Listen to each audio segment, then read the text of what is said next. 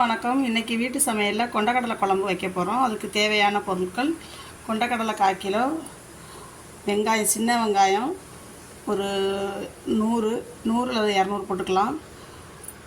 தாளிக்கிறதுக்கு பட்டை, சோம்பு இலை, சோம்பு, அரைக்கிறதுக்கு தேங்காய், முந்திரி பருப்பு, உப்பு, கத்திரிக்காய், தக்காளி பழம், பச்சை மிளகா, கருவேப்பிலை, கொத்தமல்லி, மிளகாய்த்தூள் ஒரு கரண்டி, மல்லித்தூள் 2 கரண்டி, மஞ்சத்தூள் கொஞ்சம், புளி சுவைக்கு கொஞ்சோன்னு ஊற்றினா போதும்.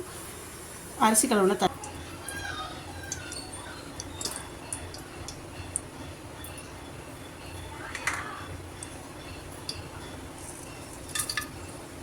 தாளிப்பு ஜாமான்லாம் போடணும்.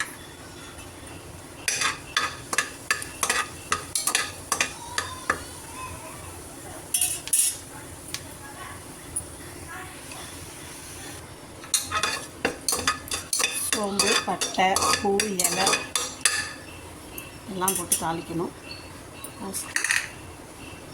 சின்ன வெங்காயம்,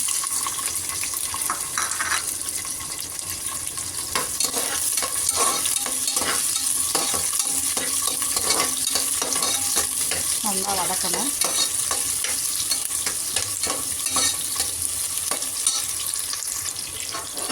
வெங்காயம் நல்லா வதங்கினதுக்கப்புறம் கருவேப்பிலை போடணும்.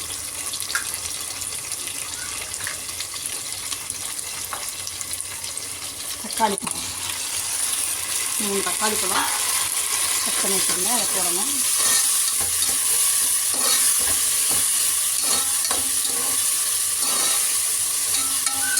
நல்லா வெங்காயம் வதங்கினதுக்கப்புறமா தக்காளி போடணும்.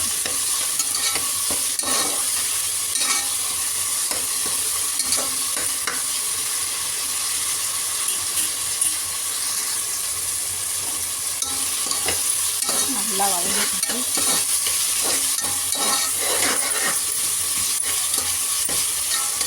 இந்த குழம்புமே நல்லா வெங்காயம் தக்காளி வதங்கினா டேஸ்ட்டாக இருக்கும். இந்த சைடில் கொண்டக்கடலை போட்டுருங்க. கொண்டக்கடலையை தனியாக வேக வச்சு செய்வாங்க சில பேர். நான் இதிலே தான் அப்படியே செய்வேன். குக்கர்லேயே வேக வச்சுருவேன் அப்படியே குழம்போடு சேர்த்து. மிளகாத்தூள், மல்லித்தூள், மஞ்சத்தூள், உப்பு அப்படியே போட்டு கிண்டி விட்டுறணும்.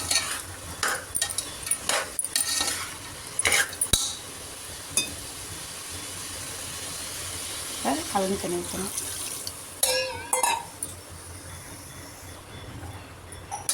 நான் கொஞ்சம் ஊற்றி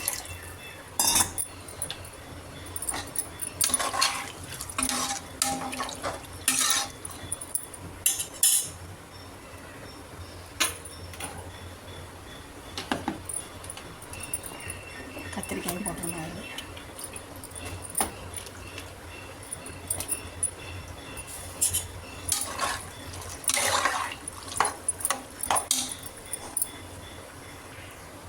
கத்திரிக்காய் எல்லாம் போட்டாச்சு, கலந்து தண்ணியை ஊற்றியாச்சு.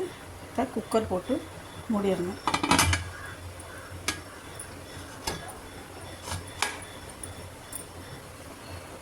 குக்கர் மூடிட்டு விசில் போட்டணும்.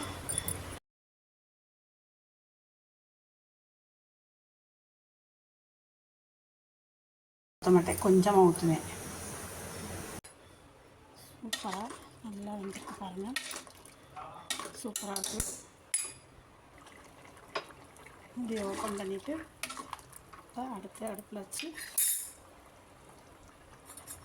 புளி கொஞ்சம் ஊற்றணும்.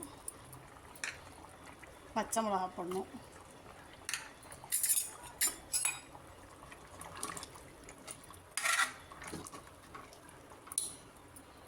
டேஸ்டியாக இருக்கும் இந்த குழம்பு. மட்டன் குழம்பு மாதிரி தான் இருக்கும்.